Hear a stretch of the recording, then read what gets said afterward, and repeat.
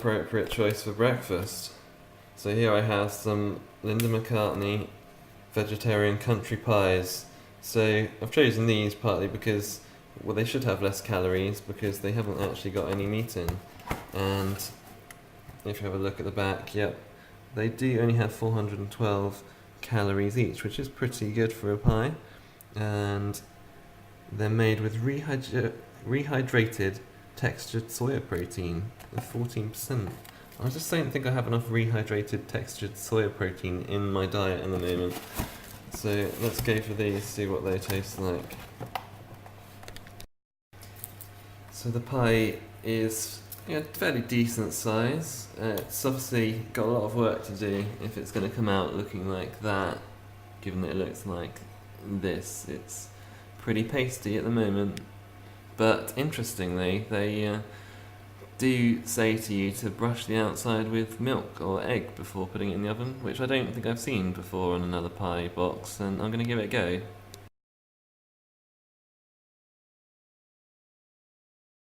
Oh dear, would you look at this. I cooked the pie as instructed, even with the brushing with milk, and it has exploded. That is a bit disappointing, but hopefully it's still going to taste the same. It really has completely exploded. There it is with a bit of healthy cabbage and some orange juice for 2 of my 5 a day.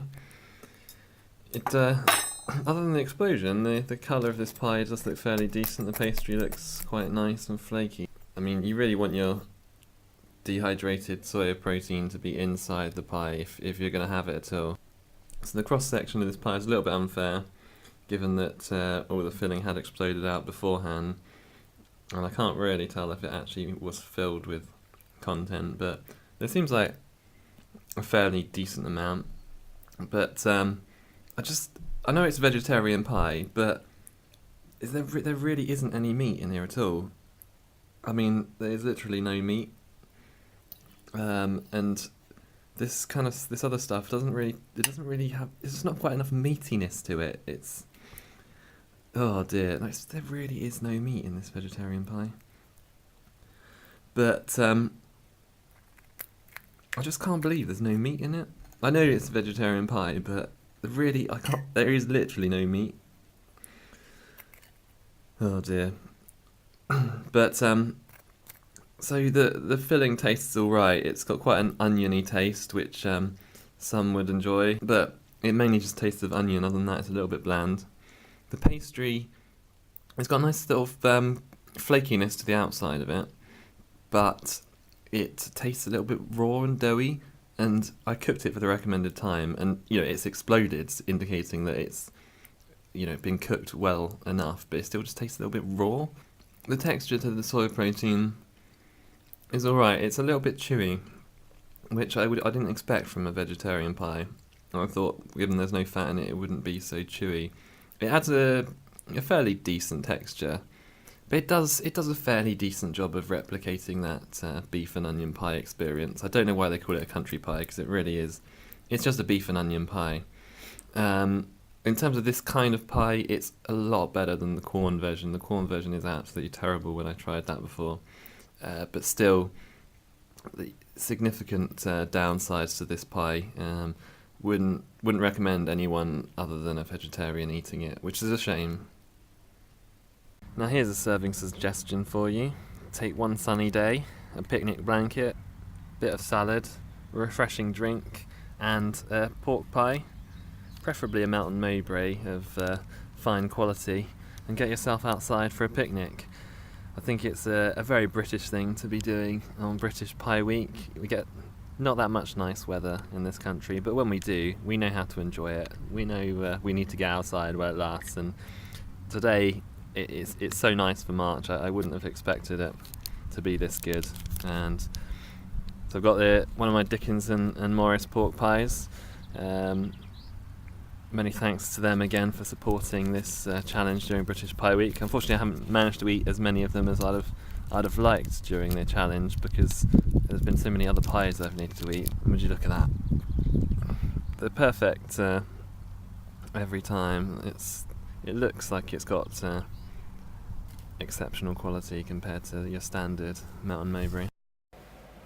So I said I was going to be making a pie, but what I really meant is that Pierateer SJL is going to be making a pie, and I'm going to be enjoying eating it. I'll be helping out as well, but she's going to talk us through what she's doing. Well, basically, for my pie pledge, I've left it right until the Sunday evening, so literally the latest possible time. And what I'm going to be making is a pork sausage meat, black pudding and apple, which I forgot to get the apples out, kind of pie. Now, I don't have a recipe for this, and normally I will use the gluten-free pastry recipe, which involves butter, egg and flour. However, I decided to actually try a different recipe, and so it could be a complete disaster. I'm making up what I'm putting in the pie, and I feel like I'm almost making up the pastry recipe. You're going for a hot water kind of pastry? Yeah, it's a hot water crust pastry recipe, which I found on the Dove's Farm website. But yeah, just going to give it a go, see what happens. And I think you'll probably see Pierateer SJL deciding, actually, I don't want to eat this pie, I'm going to get I've got to eat it though. I'm doing the pie for every meal challenge, so once I've started eating it, I've got to finish it, and that'll be me 21 pies, a whole week of pies for every meal. Well, good luck with that. So anyway. hopefully you come up with something edible here. Okay. I'm going to be helping though. Right, are you? Yeah? Am I not allowed to help? I don't know, I'm not sure if it's like when you suggested about doing a roast dinner. Oh, I'm going to make it harder if I'm involved. No, I mean, and then decide to do something else. Well, I have got a lot of video diaries to make. Anyway, moving on, need to crack on. Yeah. So I need 1.3 ounces, and I can't remember how much this was, of grams, so you're going to have to go in ounces here.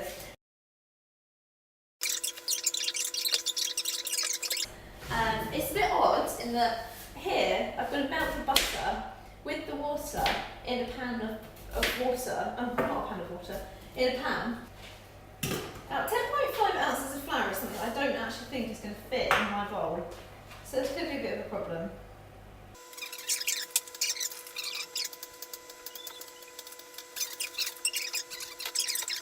Now I'm going to add some xanthan gum because this is the sticking together part.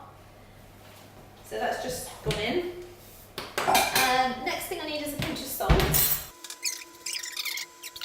I need an egg, so I'm going to use a jug from earlier. Use my half an egg.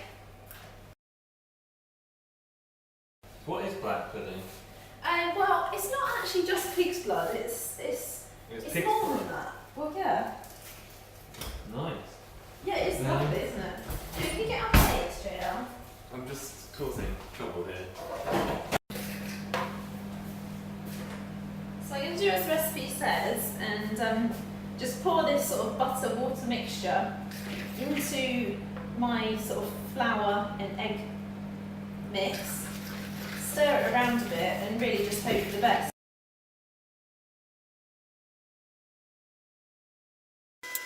Yeah, this pastry is a disaster.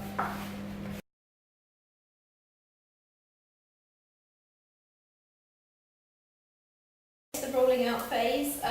Pastry is really crumbly actually. I don't think I've had gluten-free pastry quite as crumbly.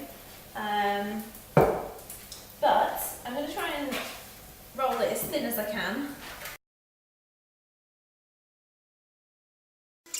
That's my attempt of the pastry case. That looks good. That looks good.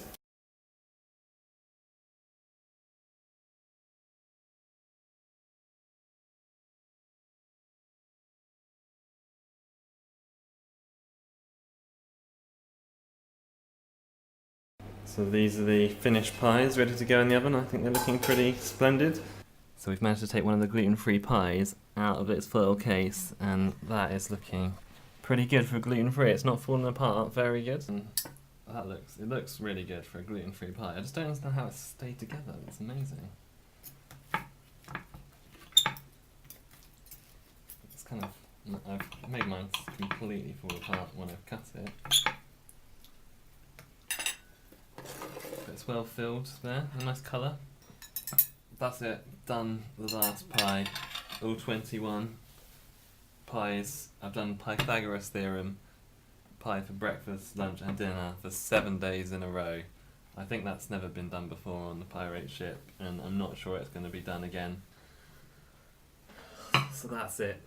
Yes, I've finished the challenge. 21 pies, a full week of eating pies for every meal. So there's been some highs and lows. The highs I can think of, that crocodile pie from Nice Pie, that was particularly good. And the trip to Farmer's Boy Inn, the steak and stout pie, that was excellent. Also, obviously, on day 3, there was the deliveries of pies. I got 18 pies from Dickinson and Morris and 14 from Morrison's, which was more pies than I was eating the whole challenge, but it was a bit of a morale booster. I think that helped to get me through. The lows, I'd say the Greg's pie for breakfast, that was a bit of a low. It wasn't a great pie, and it was so salty. So when I first used this machine, I was 10 stone 6 and body fat 11.8. You can see it's gone down. Very, very pleased to see that. I did say I'd donate some food as part of this challenge to the Gloucester Food Bank. Got some mashed potato, and I remembered that you can't even get a pie in a tin, so it seemed perfect to donate that, really. So I think I've proved those people wrong that say, you shouldn't eat pies. That's going to make you fat. I mean, I haven't turned into a massive balloon over the course of this challenge. I certainly don't have people singing to me in the street that you ate all the pies, but I did actually eat all the pies, so they should be singing that at me in the street, but they wouldn't know